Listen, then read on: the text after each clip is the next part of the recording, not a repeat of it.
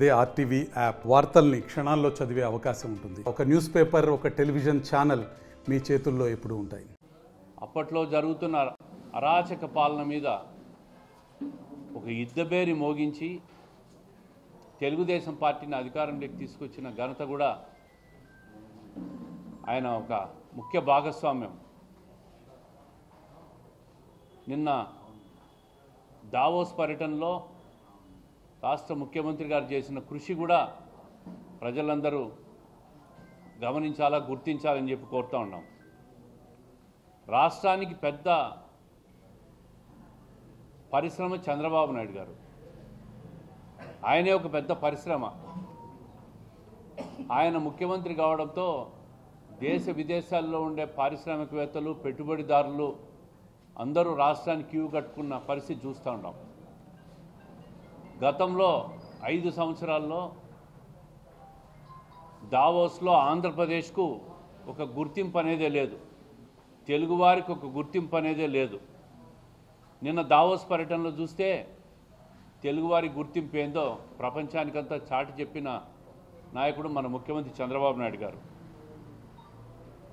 ఈరోజు యువతకు ఈ పరిశ్రమల వల్ల, ఈ పెట్టుబడుల వల్ల మెండుగా ప్రైవేట్ సెక్టార్లో ఉద్యోగాలు రాబోతూ ఉన్నాయి. ఏదైతే ఎన్నికల్లో చెప్పారో 20 లక్షల ఉద్యోగాల కల్పనే మా ధ్యేయం అని చెప్పి ముఖ్యమంత్రి గారు, నారా లోకేష్ గారు కానీ, జనసేన నేత పవన్ కళ్యాణ్ గారి ఉమ్మడి ఎన్నికల ప్రణాళిక, దాన్ని ముందుకు తీసుకుపోయే దిశగా ఈ పారిశ్రామికవేత్తలంతా రాష్ట్రానికి రావడమే ముఖ్య కారణం. దాని ద్వారా ప్రతి ఒక్కరికి కూడా ఉపాధి వచ్చే అవకాశాలు మెరుగ్గా ఉన్నాయి.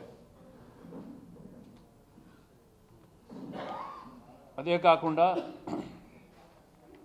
సుమారుగా ఇప్పటికే టీసీఎస్ కానీ, బీపీసీఎల్ కానీ, ఎన్టీపీసీ వంటి సంస్థలన్నీ కూడా పెట్టుబడి పెట్టడానికి ముందుకు రావడం ఇది చంద్రబాబు నాయుడు గారి కృషి. ఆయన పదే పదే చెప్తూ ఉన్నాడు, లాస్ట్ 5 సంవత్సరాలు రాష్ట్రాన్ని అప్పుల ఊబిలోకి తీసుకుపోయి ఏ పని చేయడానికి ముందుకు పోలేని పరిస్థితి గత వైఎస్ఆర్ ప్రభుత్వం తోసేసింది.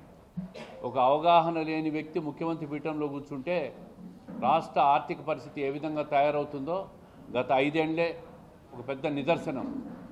దాని నుంచి బయటపడి మళ్ళీ సంపద సృష్టించి రాష్ట్రానికి ఆర్థికంగా పరిపుష్టి రావాలంటే భారీ పెట్టుబడులు రావాలి.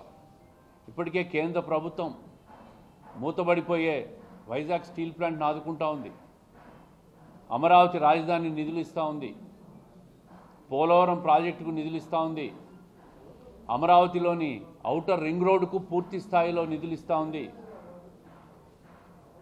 రాబోయే 2 సంవత్సరాల్లో ఆంధ్రప్రదేశ్ రాష్ట్రం ఆర్థికంగా ఆక్సిజన్ నుంచి వెంటిలేటర్ నుంచి బయటకు వచ్చి మళ్ళా తిరిగి బయటకు వచ్చి నడిచే పరిస్థితికి తీసుకురస్తూ ఉందంటే అది చంద్రబాబు నాయుడు గారి పరిపాలన మీద ఉన్న అనుభవమే ప్రధాన కారణం. ఆయనే ఈ రాష్ట్రానికి ఒక పెద్ద పరిశ్రమ. అదేవిధంగా ఐటీ మంత్రిని చూస్తూ ఉన్నాం, నారా లోకేష్ గారు.